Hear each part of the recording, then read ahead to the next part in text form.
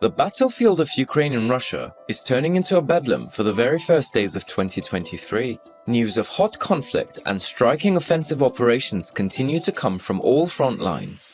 We do not want to keep you waiting, and we will dive directly into the regions where the breaking points of the war took place. Our first stop is the Luhansk region, one of the eastern fronts of Ukraine, where the most critical and last attacks were experienced. In our past videos, we have examined the situations in the Kreminna front line in detail. Currently, the area where the most complex and hot conflicts take place is the firing lines on the western border of Luhansk Oblast. In this front line, which became the focal point of the attacks, as the defense line of the Russian troops in Kreminna was breached for 4 kilometers by the Ukrainian forces, the Kiev army continued to push the Russian fortifications towards the northern side of the city yesterday. Ukrainian forces bombarded Kreminna and the northern front line of the city with their HIMARS long-range missile attacks. At the moment, we see that the Kiev soldiers continue with their attacks in this region. Also, the fact that some Ukrainian special forces and Kiev artillery had already crossed Kreminna and approached Statova, which is currently the hottest front line from Krasnoyarsk, completely changed the strategies of the Moscow army. Both the Kreminna and Statova front lines were within range of the Ukrainian forces for the most critical attacks. And yesterday, the Ukrainian armed forces launched a shocking attack on a huge Russian military ammunition depot located in Statova, as predicted. The dramatic airstrike on the munitions depot in Svatovo, eastern Luhansk region, was recorded by Ukrainian drone cameras. Seconds before the drone crashes into the Russian military base, Moscow troops begin to flee in a hurry, according to striking footage from an explosive-laden Ukrainian army drone. In the video, the moment when the explosives falling from the unmanned aerial vehicle hit the Russian military ammunition depot in Statova, second by second were recorded. Just seconds after the explosives hit the ammunition depot, there is a loud noise. Following the loud noise, the flames rising from the ammunition depot to the sky look quite frightening. Since the Statova Russian military ammunition depot is located on a very large area, the impact of the attack is also high. After the first explosions, the violence of the attack multiplies with the explosion of the ammunition and dangerous goods in the warehouse. Aerial footage was instantly shared on social media. The record-breaking videos show that the Statova Russian military ammunition depot, located in the occupied eastern region of Luhansk, turned into a fireball. The casualty picture of the attack was also quite striking. It was claimed that 500 Russian soldiers were killed after the Ukrainian forces blew up the Russian military ammunition depot in Statova.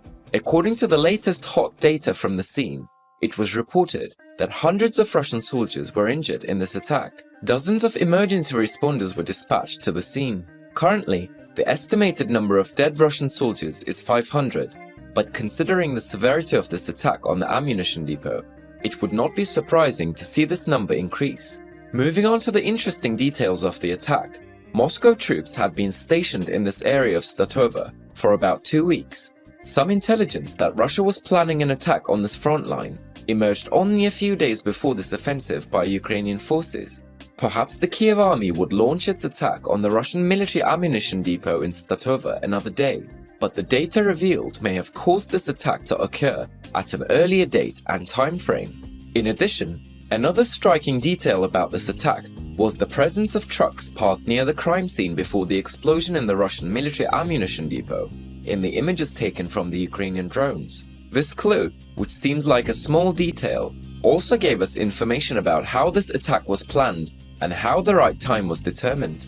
The Department of Strategic Communications of the Ukrainian Armed Forces reported that the Russians and local collaborators had been quietly bringing ammunition to this warehouse in Statova for almost 2 weeks. Therefore, the armed forces of Ukraine had to wait a little and record the number of Ural trucks entering the base, a remarkable example of intelligence success from Ukrainian forces. Both of the factors we mentioned may have determined the right time frame for the attacks on Statova. This attack is of great importance for the Ukrainian armed forces to take control of the most critical crossing point in the region. The reason why the Russian army has created a logistical support point here for 2 weeks is probably to advance in Bakhmut and Kreminna. The unwarranted confidence of the Russian military seems to be their ultimate punishment. the Ukrainian armed forces are destroying many of the Russian support and logistics lines on the Svatova-Kreminna line from behind the Russian front. Thanks to the well-planned behind-the-scenes operations of the Ukrainian armed forces, we see that the occupying Russian army is having difficulty holding on in Luhansk and Donetsk. Putin certainly did not expect such a blow, and while he's now threatening the whole world, he scolds the Russian generals for this failure and gets steamed up.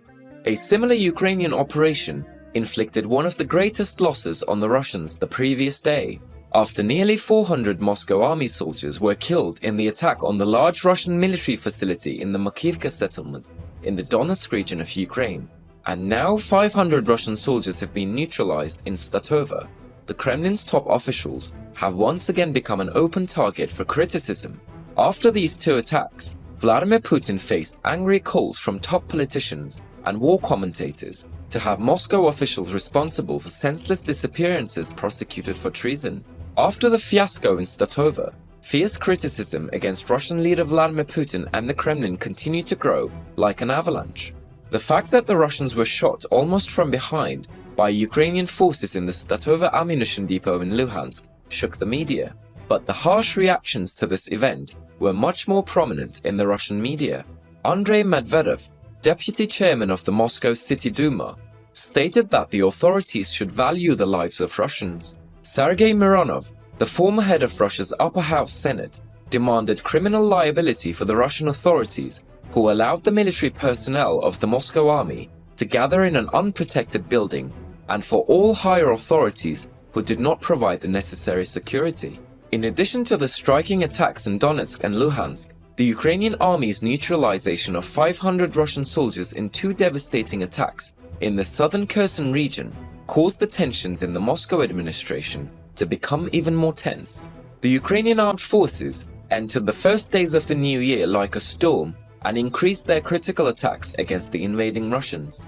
After the explosion of the Russian military ammunition depot in Statova, the Kiev army continued its activities in other war fronts at full speed. Recently, the massive attack on a farm in Chulakivka was claimed by the General Staff of the Armed Forces of Ukraine.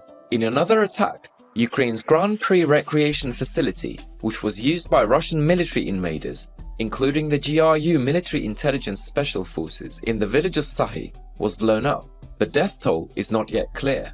It was known that the 10th Separate Guard Special Purpose Brigade of the Russian GRU was staying here before the attack. All the attacks that we have told you about make the course of the war change in favor of Ukraine.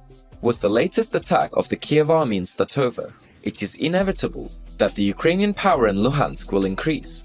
Russia should prefer a policy of taking a step back in this process, because the Ukrainian forces do not seem to stop at all. Russia's retaliation plans against these attacks will only be to the detriment of Moscow and increase the losses of the Russian army. Considering these striking attacks, the process until the end of the winter months will be extremely difficult militarily for both warring sides. But Ukraine has two important advantages. Ukraine has the factor of protecting its territory against invaders and has the active support of the international community. Weather conditions slow down the pace of conflict and negatively affect both sides of the war, and the side that is more ready to act in these climatic conditions always wins. Low temperatures, limited daylight time, the need to create favorable conditions for troop deployment, the medical services typical of this time of year, and the increased burden on army's units can cause the aging of surprise situations on the battlefield. In fact, Russia is currently experiencing all of these factors that we have listed on the territory of Ukraine. Despite all these disadvantages, Russia is expected to continue its missile attacks on Ukraine, especially targeting civilian infrastructure, and the occupation forces of the Moscow army may continue their offensive actions that do not take into account the casualties and often do not recognize the facts in order to fulfill the orders of the Russian military and political leaders. Although its success on the battlefield is unlikely in the future, we'll be back with more hot news on the front line. Thank you for watching us.